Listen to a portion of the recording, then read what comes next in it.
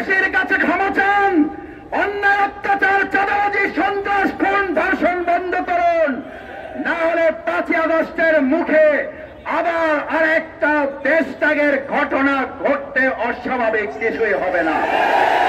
9 তারিখে ঘটনা সংঘটিত হয়েছে, আজকে সাংবাদিক সম্মেলন কেন? আমরা সেই দলের কাছে জানতে চাই, 9 তারিখে আপনার নেতাকর্মী হত্যা হয়েছে, আপনার তো সেদিন সাংবাদিক সম্মেলন করে জনগণের কাছে আপনার ঘটনা উপস্থাপন করার কথা ছিল।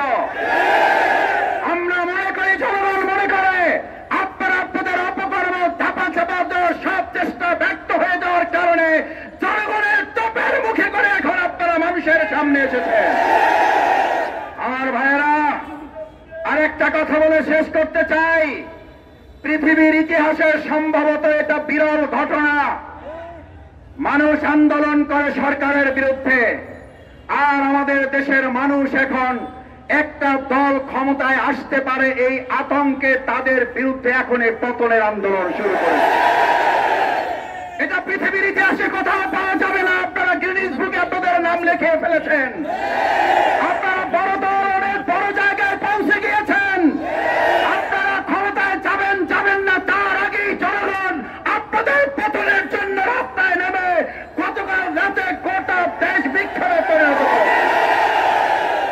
আমরা জুলাই আগস্টে যে স্লোগান শুনেছি, গত রাতে বিশ্ববিদ্যালয়, স্কুল, কলেজগুলোতে সেই স্লোগান শুনেছি। তার মানে আপনাদের প্রোগ্রাম থেকে এখন জয় বাংলার স্লোগান হয়। জনগণ আজ আপনাদের বিরুদ্ধে মুখ খুলে ছাত্র জনতা আবার আরেকটা 5ই আগস্টের জন্য প্রস্তুতি গ্রহণ করছে।